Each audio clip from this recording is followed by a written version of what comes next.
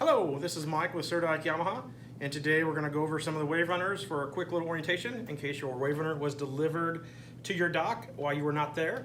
That way you have a little instruction. You can always call as well, 573-348-9283. Ask for PWC service, because if you have any questions, we can usually step you through that as well. I'll kind of start at the back of the unit. This is a 2020 Vx Deluxe. If you have a Vx Limited, Cruiser, Deluxe, VX HO Cruiser, all those are going to be the same.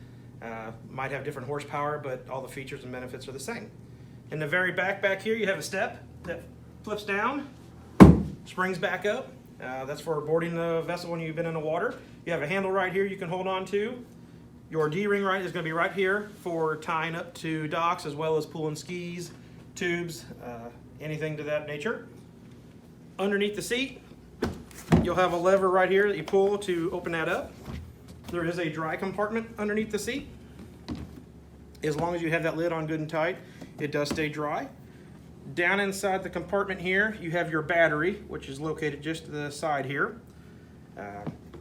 Good idea to put a battery tender on it in the off season or when you're not using it. These do not get used like a car does, so batteries do tend to go low on them if they're not being used or charged.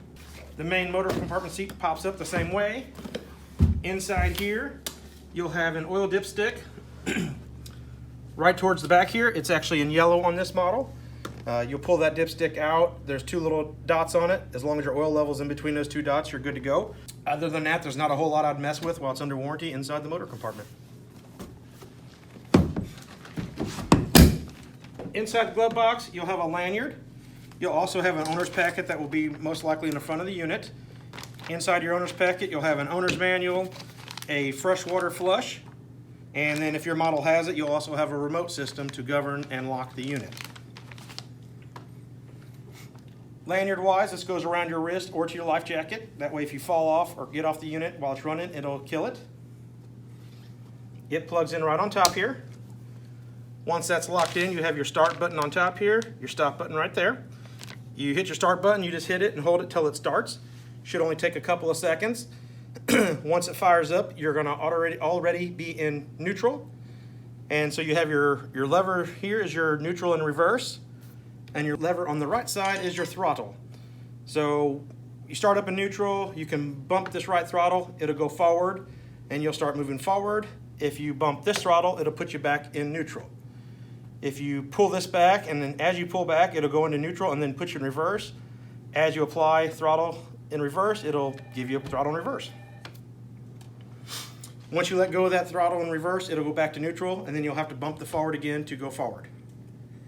On this particular model, and some of the VXs have this, some do not. So right here, if your model has it, is a no wake function. So when you're idling out of a cove, if you have a really long no wake cove, you can hold that down for about 3 seconds. You'll hear 3 short beeps, and then the Waverunner will go about 4 to 5 miles an hour without touching the throttle.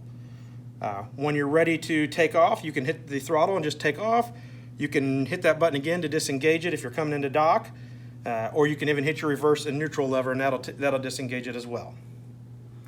Your cruise assist, which is kind of like a cruise control, when you're running out the lake, anything above 3,500 RPMs, you can, as you're hitting the throttle, you hit the set button, and you'll hear 3 short beeps there as well. And once you hear those 3 short beeps, then you can squeeze the throttle all the way in and have a closed grip on your throttle, and it'll go about, can maintain the speed you are at. You can then speed it up or slow it down, or you just let off the throttle and that'll disengage it. Up on the gauges, this model here is some speakers and stuff we've added to it. You can get these on about any of the models now. So you may or may not have these if you didn't get the speakers. On your gauges, you'll have your RPMs across the top here. You'll have your speedometer in the middle, voltmeter here, hour meter on the left side, and then along the side right here is going to be your fuel gauge. There's about 6 to 8 bars of fuel. As your fuel runs low, the bars disappear.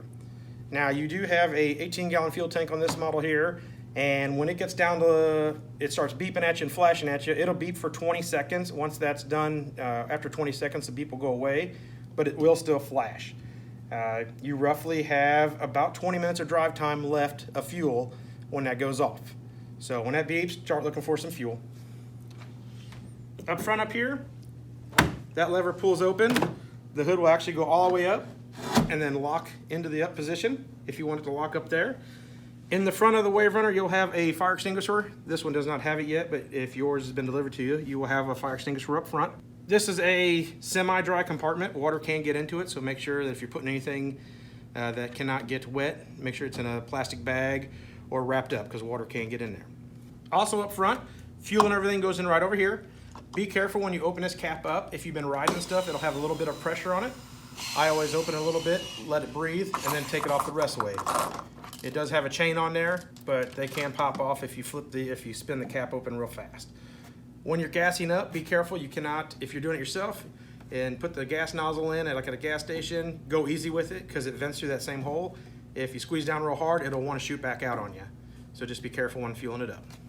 On all the Waverunners, break-in period is going to be variation of speed for the first couple hours. You're going to want to speed up, slow down, idle for a while. It's not going to hurt to go as fast as you want for a few minutes. After 2 hours of that, you can run it how you'd like. When you get between 10 and 15 hours is when you'll want to get your first 10-hour break-in service done. After that, Yamaha recommends every 50 hours or once a season for a service. So the VX models have a key fob system, and on your key fob you'll notice a lock button and an unlock button.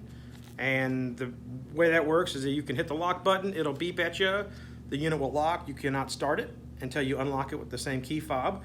Hit your unlock button just like you're unlocking or locking a car. It'll beep at you twice, that means it is unlocked and ready to be started. If you hold your unlock button down for about 8 seconds, it'll beep at you 3 times, and that'll engage the learn mode or the low RPM mode and govern the unit about 40 to 43 miles an hour. It'll stay on that until you disengage it again with the same unlock button. And it says L mode across the top of the unlock button to kind of remind you. This is a 2020 FX model. All the FXs are going to have about the same features and benefits. On the very back here, you have a wet storage compartment where you can actually tie a rope here and then put it right here. This is a freshwater flush if you ever go to saltwater. Refer to your owner's manual before you use that so you can use it the correct way.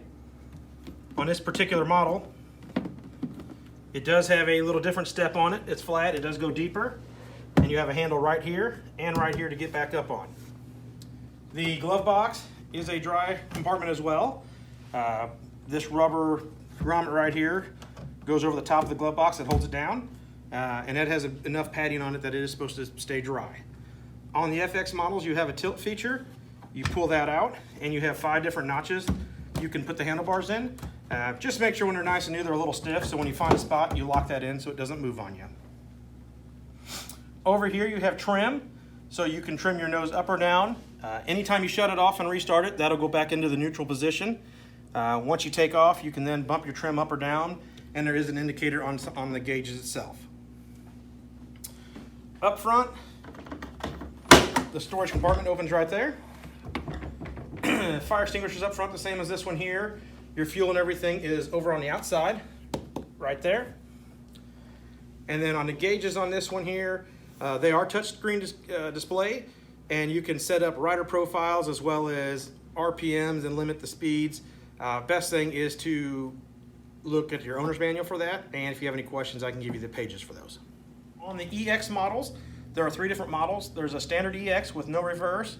The EX Sport, like this one right here, where your reverse is a lever that at any time you're idling, you can just pull that lever out and that'll drop your bucket down and put you in reverse. And then you have your throttle over here to apply the throttle while you're in reverse. You then just push that back forward and you're back in the forward position again. On all the EX models, you'll have a display right here which will display hours, fuel, and speedometer.